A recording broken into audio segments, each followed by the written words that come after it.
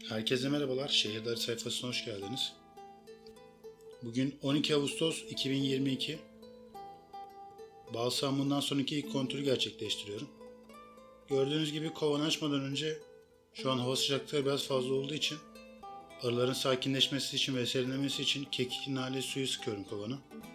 Zaten bir önceki videolarımda da bunu görmüşsünüzdür. Bu solüsyonu sürekli kullanıyorum.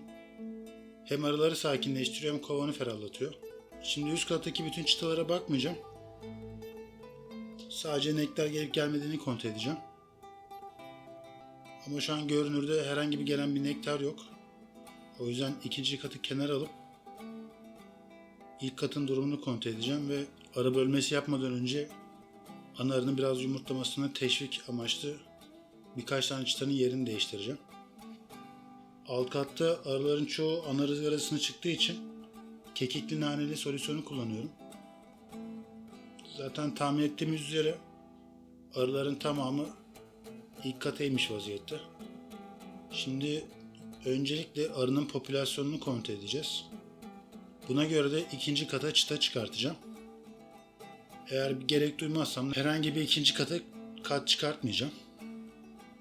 Şimdi ne olur olmaz diye ikinci kattan herhangi bir tane çıtayı çıkartacağım. Çıtalara bakarken görmüş olduğum en boş çıtayı alıyorum. Çünkü bazı peteklerde vermiş olduğum şerbet var. Şimdi 4. sıradaki çıta tamamen yavruda olduğu için buradaki çıtayı yukarıya alacağım. Yanına da sırlanmış ballı bir petek koyacağım. Çünkü yavrular çıktığı zaman hemen karşısında balları bulsunlar diye. Arının karşısına da çıtayı koymak için ikinci kattan boş gördüğüm bir peteği tekrardan kenara alacağım. Bunu yapmamdaki amaç tamamen yer açmak ve rahat çalışabilmek. Şimdi bunu neden yapıyorsunuz diye sorarsanız ben bu sene kovan sayımı 5'e çıkartacağım. Bundan dolayı da arı yoğunluğunu biraz daha çoğaltmaya çalışıyorum.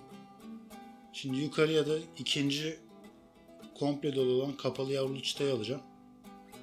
Şu an peteklere bakmamın sebebi ana arının olup olmadığını görmek. Şu zamana kadar ana arıyı görmedim çünkü yanlışlıkla yukarıya çıkartmak istemiyorum. 6. çıtamızda da hafiften bir kapalı yavru mevcut ama günlük yumurta var. Belki bunu da ikinci kata çıkartabilirim. Daha karar vermedim şu an.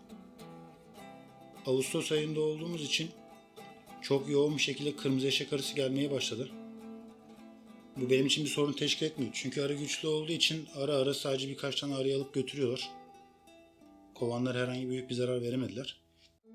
Zaten kovan önlerine de girişler daraltıldığı için kovana girmeye çalışanları hemen direkt engelliyor arılar.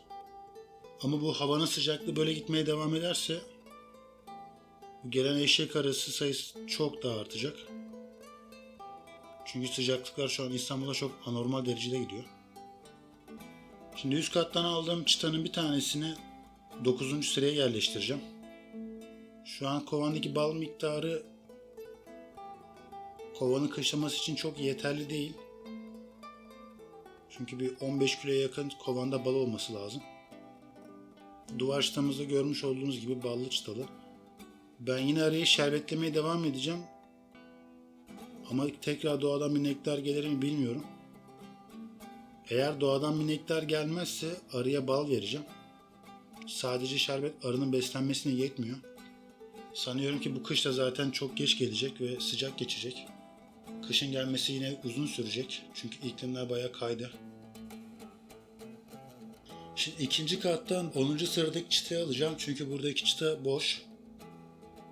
Burada herhangi bir nektar yok. Videonun başında da söylemiş olduğum gibi yavruların çıktığında bal yemesi için yukarıya bir kapalı nektarlı bir çıta bırakacağım. Bu ara düzeninde herhangi bir sıkıntı yaratmayacaktır. Çünkü alt katta zaten bal var. Alt katta yeteri kadar bal var. Zaten alt katta bir bal bitse bile arılar yukarı çıkıp balları alacağı için bu kovan için herhangi bir sorun teşkil etmeyecek. Şu an benim amacım dediğim gibi ana arıya yumurtlaması için çıta vermek.